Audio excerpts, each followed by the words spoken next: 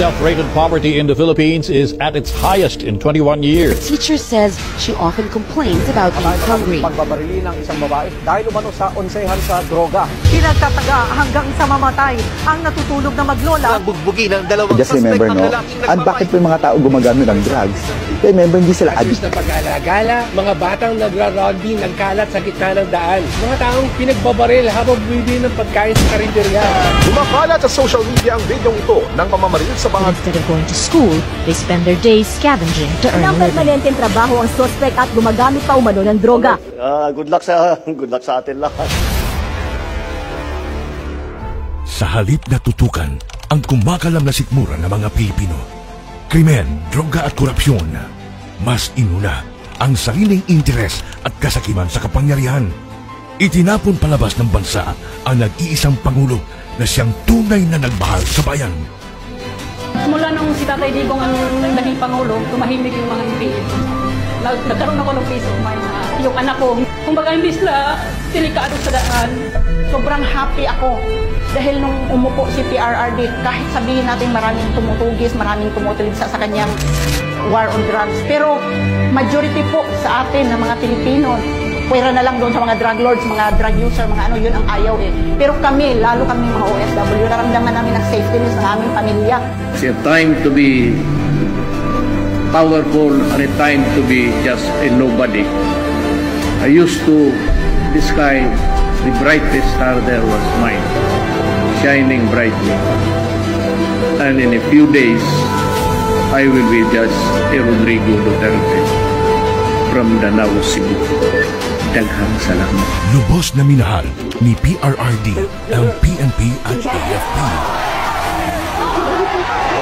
Pag ako ang nanalo, kaagad doblado ang sweldo ng pulis pati militar. Pero sila lang din pala ang gagamitin laban sa kanilang dating Commander-in-Chief. Hihilahin ko yan. Hihilahin ko yan. Ako maniwala ka, hihilahin ko yan. Ano ba ang damage ng government interest? Kung hintayin ko lang yung dalawang anak. Anong gagawin sa'yo? Huwag na tayo mag-debate rito. This is not the place for debate. Hindi po. Guys! Hindi po kanina. Hindi, sir. Hindi mo gusto na kasunod na order.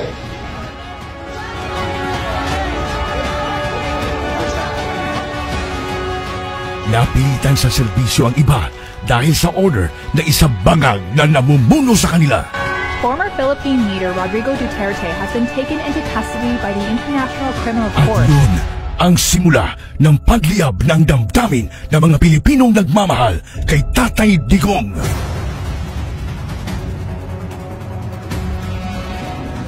Lumiyab ang sambayanang Pilipino. Bring PRRD home!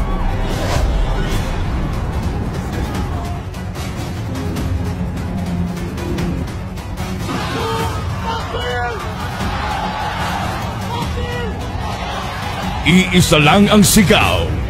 Duterte saan man sa mundo.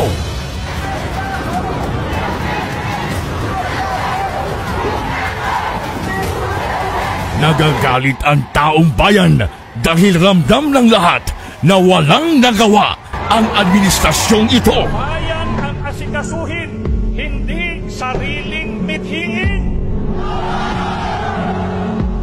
Nais nating katawanin ang nagkakaisang damdamin ng milyon-milyong Pilipino at isatinig ang kanilang pinag-isang mithiin para sa isang mapayapa at nagkakaisang Pilipinas.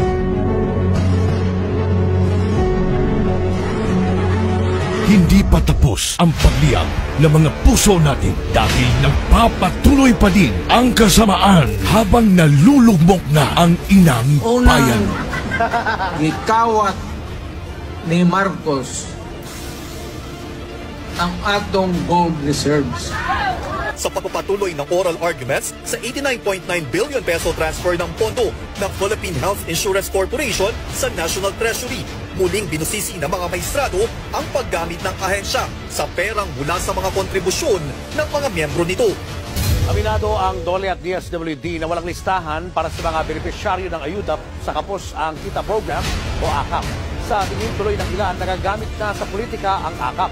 Hindi lang pala 7-7, meron pang 30-30-30. Yung 30-30-30 yung 30-30 naman, kung ikaw ang host ng sortie, you get 30 million, 90 million lahat yan.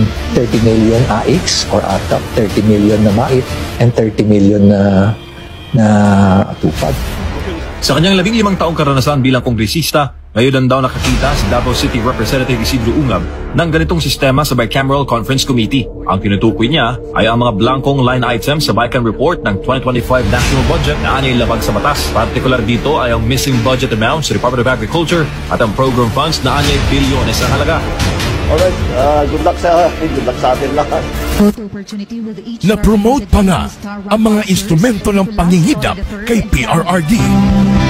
Police Brigadier General Jean Fajardo and family, the chief of the PNP and his family to join the president for photo opportunity. Walang titigil para sa bayan. Gusto kong umiyak. Maybe when I say my farewell, if I get to live on the last day of my term, I'd like to say something and maybe I'll cry. Gusto kong umiyak dahil hindi ko maanong taong binigay nila ng pagmamahal sa akin. Totoo lang. You can save the Philippines. Act now. Vote Duterte.